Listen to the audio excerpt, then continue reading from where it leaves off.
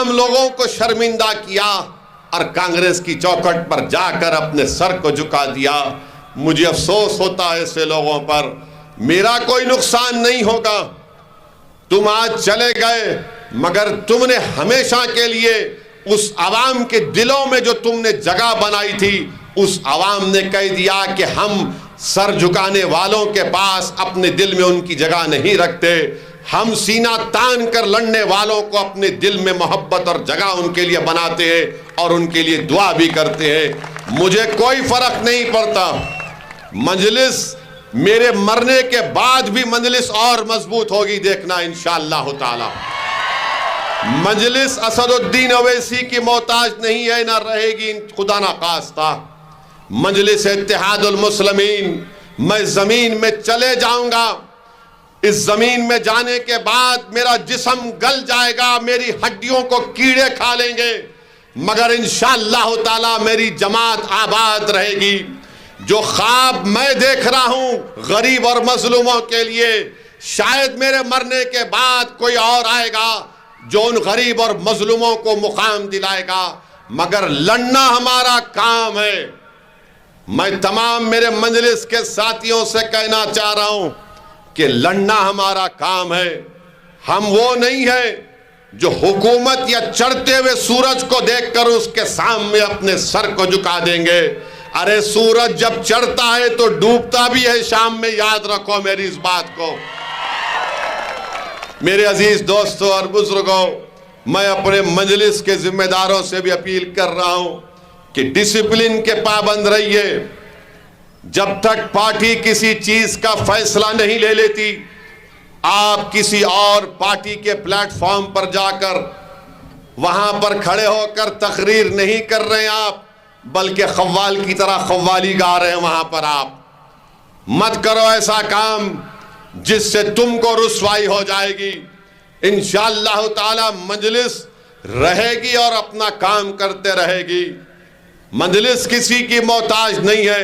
اگر آج اللہ سبحانہ و تعالیٰ نے اسد الدین اویسی کو کچھ پہچان دی ہے, اگر آج اللہ سبحانہ و تعالیٰ نے اسد الدین اویسی کو بولنے کی صلاحیت دی ہے, اگر آج اللہ سبحانہ و تعالیٰ نے حیدرآباد کی گلیوں سے نکلنے والے ایک شخص کو کولار کی زمین پر پہنچا دیا, جس کو سننے کے لیے اتنی بڑی تعداد میں لوگ آج جمع ہوئے ہیں, اگر آج اللہ نے اسد الدین اویسی کو 4 مرتبہ ایم پی اور 2 مرتبہ MLA بنایا, اگر آج اللہ نے اسد الدین اویسی کو جو کچھ میرے پاس ہے وہ اللہ کا فضل ہے, تو یاد رکھو وہ مجلس کی وجہ سے ہے, اسد الدین اویسی کی وجہ سے نہیں ہے.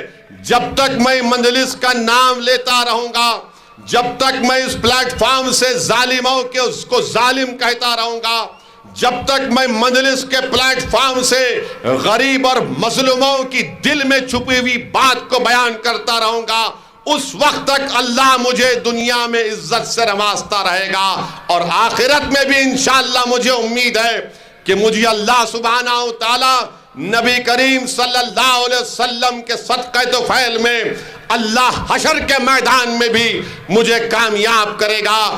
گو میرے اعمال اچھے نہیں ہیں, مگر کم سے کم میں نے اپنے ایمان کا سودا نہیں کیا, میں نے ظالموں کی چوکھٹ پر جا کر سر کو نہیں جھکایا, میں نے لوک سبھا کے ایوان میں اکیلے کھڑے ہو کر 400-500 MPوں کے سامنے سچائی کو بیان کیا.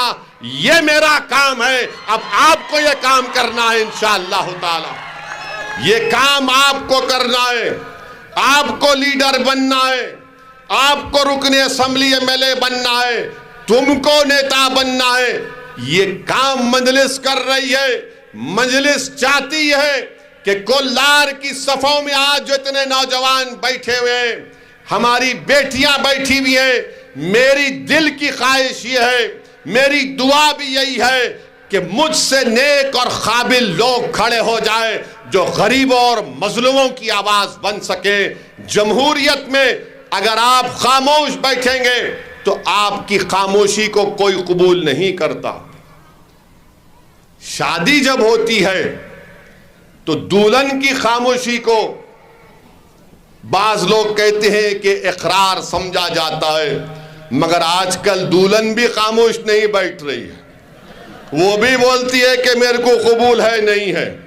زمانہ بدل گیا، زمانہ بدل گیا۔ اگر کوئی آ کر کہے گا کہ اویسی کی بات میں سچائی ضرور ہے، مگر ہم کیا کریں، یہ بی جے پی ہے، یہ مودی ہے، یہ آر ایس ایس ہے،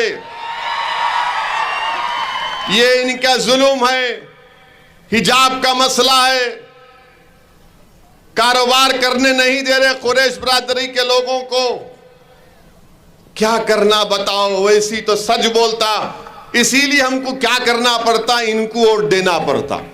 یہ بولتے نا، بولتے۔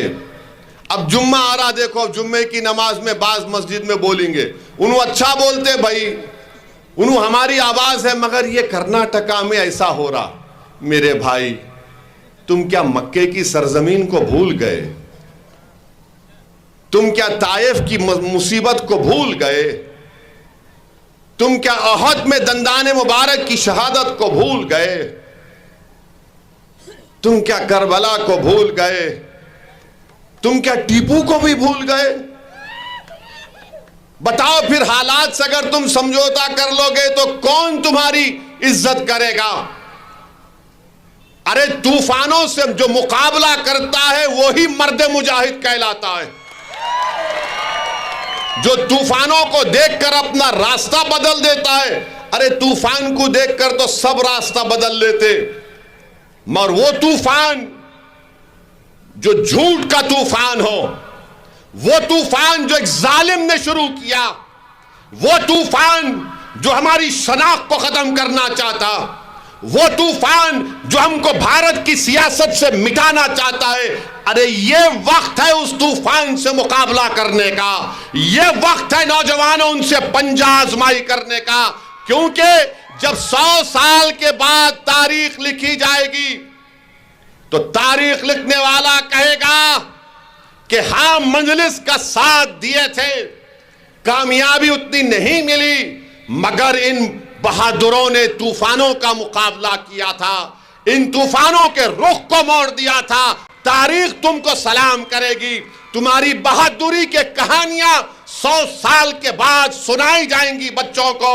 آج تم بہادر بنو گے، تم سچ فیصلہ لو گے تو آنے والی نسل تم جیسے بہادروں کو دیکھ کر کہے گی کہ میں ظالم کے طوفان سے ڈرنے والا نہیں ہوں۔ اگر آج تم خاموش ہو جاؤ گے، اگر آج تم مصلحت کے نام پر بزدلی کے فیصلے کرو گے، تو پھر کئی طوفان تم کو اکھاڑ کر پھینک کر لے کر چلے جائیں گے۔ جیسا کہ یہ بستی ہے، آلماٹی ڈیم کے بعد یہاں پر آپ آئے نا۔ اب ایک بات یاد رکھو، اگر آج آپ خاموش بیٹھے رہیں گے تو کل کوئی آ کر بولے گا ان کو یہاں سے بھی اٹھا دو، ان کو ڈرا دو۔ میرا پیغام یہی ہے کہ ووٹ کی اہمیت کو سمجھو۔ یہ جمہوریت ہے اور جمہوریت میں آپ کو اپنا ووٹ ڈالنا پڑے گا، ڈرنے اور گھبرانے کی ضرورت نہیں ہے۔ جیت ہار کا فیصلہ تو زمین و آسمان کا خالق کرتا ہے، مگر ہمارا کام کوشش کرنا ہے۔ اگر آپ بولیں گے یا اللہ اللہ بس کو کام